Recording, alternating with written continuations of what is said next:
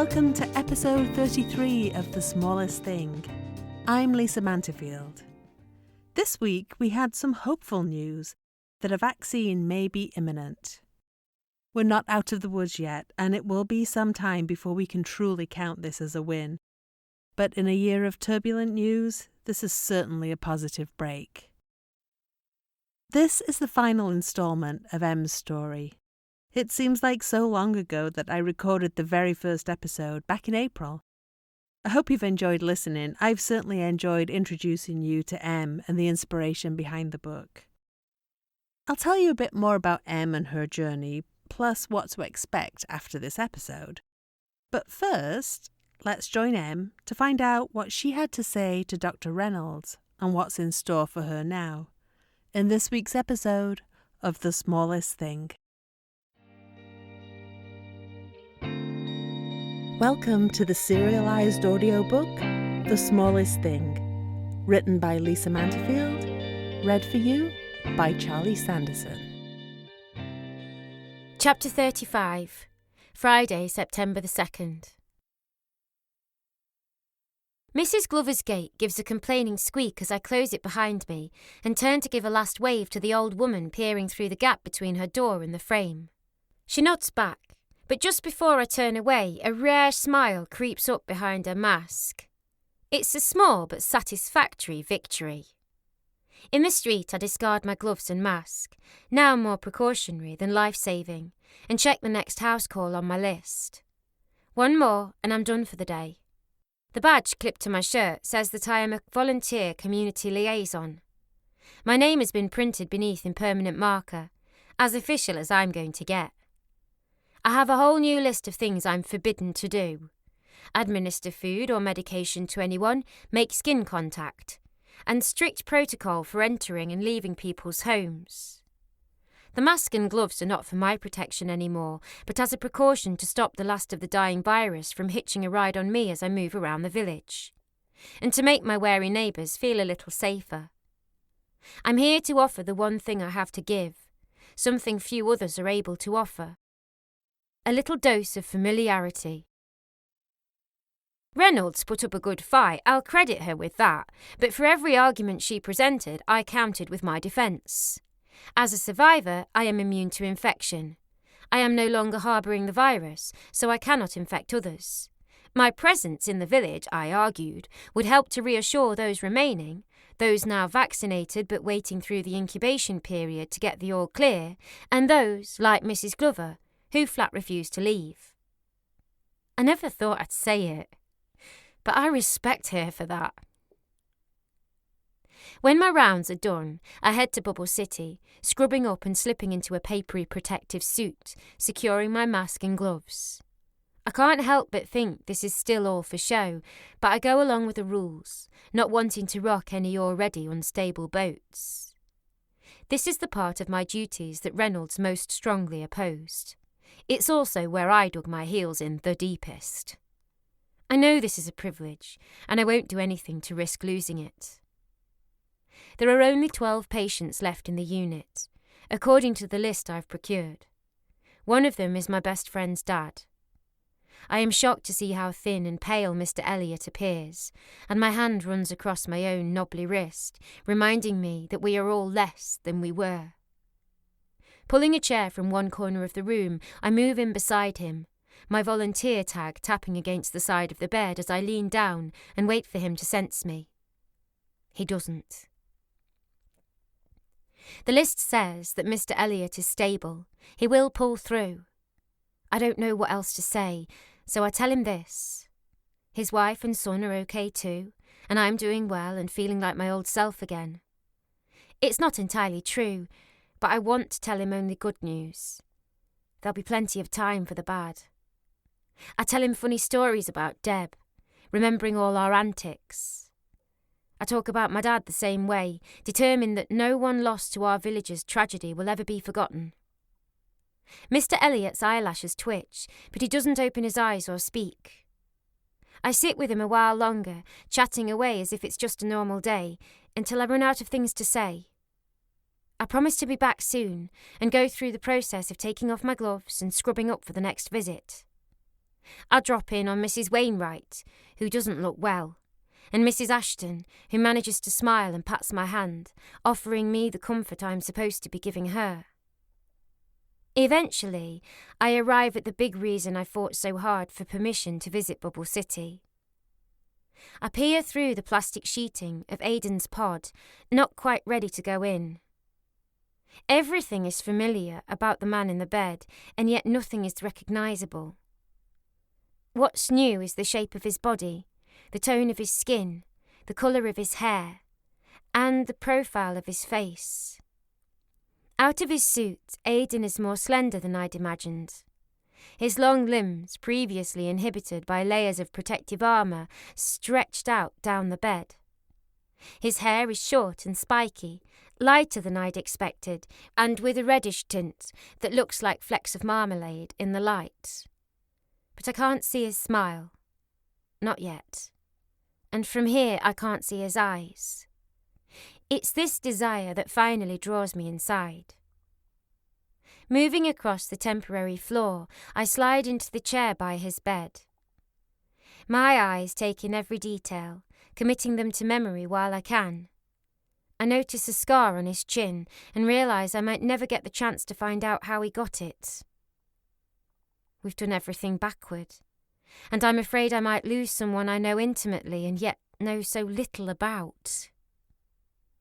I reach out my hand, resting my fingers on his arm, touching his skin through this gossamer layer of glove. So close, and yet so far away. My touch seems to spark against him, and I am afraid it will be too much for him, but I can't pull away. This is the thing I've wanted for so long now. I rest my head next to his hand, holding my breath so as not to disturb him, and I wait. When I open my eyes, my head is still on Aidan's hand, held there now by a dull stiffness in my neck. I must have fallen asleep. I'm pretty sure this isn't in my job description. I ease my head off the bed and look up. Aidan is awake. He's looking back at me, his familiar eyes, his tiger eyes, surrounded by features that are still new to me. He smiles. I've only ever seen the smile in his eyes before, but without his respirator and hood, I can see him smiling at me with his whole face. It might be the most beautiful sight I've ever seen. I want to be the first to speak, afraid that when I hear his voice, his real, unobstructed voice, I won't be able to respond. "It's you," he says. He seems so sure of himself behind his yellow armour, but now that he's exposed, I find his awkwardness endearing. I look away, thinking that it might help me to find the courage to say something more profound. Something moves into my field of vision, and his fingers curl into the palm of my hand. They're cool, but the sensation on my skin lasts only a moment before it's replaced by heat. He lifts my hand and holds it to his cheek, and I'm overcome by the sensation of his touch as it courses from his skin to mine, into my bloodstream and through my entire body. I've craved human contact, but I hadn't realised how starved I've been for this kind of touch, for his touch. For weeks I've been untouchable, and, although I've been given the all clear, everyone remains cautious. If Aidan pulled away from me now, I'm not sure I could stand it. But he doesn't pull away. He pulls me closer, and in one small, awkward move I'm on my feet and leaning toward him. Instead of my hand, it's my cheek that's against his. I can feel his breath in my hair and the heat radiating from his body, a million sensations. His hair has a warm, sleepy scent, and his skin holds a vaguely plastic aroma left over from the suit. I'm aware of a slight prickle of stubble on his jawline and a whisper of eyelash against my ear. His breath begins to slow, and I'm sure I can feel his heart beating inside his chest. I know I can feel mine. He runs his thumb over my temple, and when I finally pull away, he smiles. I reach out and touch the scar on his chin. "Cricket ball," he says. "Now I know something about you." For a moment, neither of us says another word. I find my eyes flitting around his face, taking in every lovely detail. He does the same to me. I haven't stood this close to another person for so long. It's odd that I've never noticed before how the air changes when you step into someone's personal space. Like when you put magnets too close together. Some pairs repel and some attract. It's pretty clear to me which kind we are. I glance back, but see no sign of anyone outside Aidan's pod. I have a small window of time alone with him, this close. I make a decision then. I peel off one glove and pull my mask down below my chin, resting my hand against his cheek. I savour the brief moment of contact, his skin and mine. And then I lean in to kiss him. Maybe he'll pull back, but he might drift away again at any moment, and then I'll never know. I have to take the chance. I keep my eyes open and press my lips against his cheek. He seems to hesitate for a second, but then he turns my way. I stare into his tiger eyes, and he kisses me. We are two tainted people. People no one will want to kiss for a long time, but we found each other in this unimaginable mess. My chest tightens, and I know I'm going to cry. I scrunch up my nose, trying to stop the tears from coming, but I'm helpless. Behind those tears is a wall of grief I've been holding back for weeks, and once they start, the dam will burst. Aidan finally pulls away. "Thank you," he says. "That was so worth the wait." He closes his eyes and I can see he's drifted away again. I sit for a moment and watch him rest, then carefully pull my hand away and move toward the door, pulling up my mask and grabbing a fresh glove from the box, covering myself again. I have a protocol to follow. Stripping down, scrubbing off, decontaminating, washing off his kiss. Before I suit up again for my next shift. I don't have much to offer. A friendly face, a kind word, and a simple human touch. The smallest thing. But it's better than nothing. Dad would have been proud. The end.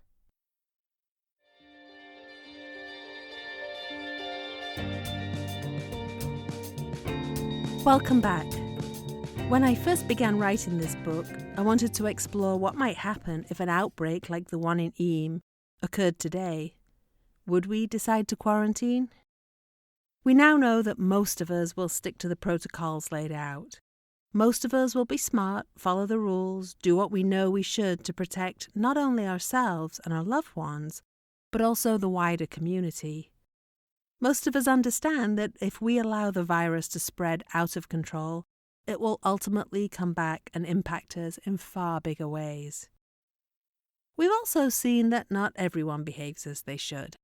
Some people think they're invincible and that either they'll never catch it or they're young and healthy so they'll survive without long-term effects. We know that some people will refuse to give up their liberties for the greater good. As I researched the book, I learned more about the true story of what happened in Eyam in the 1600s. Although I always saw their story as one of self-sacrifice and heroism, which it is, not everyone willingly went along with the decision. Some fled the village to save themselves, only to be sent back by people from other towns who didn't wish to be infected. Some self-isolated outside the village, seeking refuge in nearby caves, not putting others at risk, but also not risking their own lives by being trapped in a plague-infested village. Many of the wealthier villagers left or sent their families away. Even the Reverend Mompesson, who initiated the quarantine and ultimately lost his wife, Catherine, to the plague, sent his own children away to safety before imposing the lockdown on his parishioners. My fictional Em is pretty selfish and defiant at the start of this story. She considers herself invincible, refuses to tolerate being locked down, disregards her dad, and doesn't think much of the people who comply so easily. But it would make for a dull story if the main character had nothing to learn. And Em does come to learn the value of her community, how people can and do pull together in times of tragedy.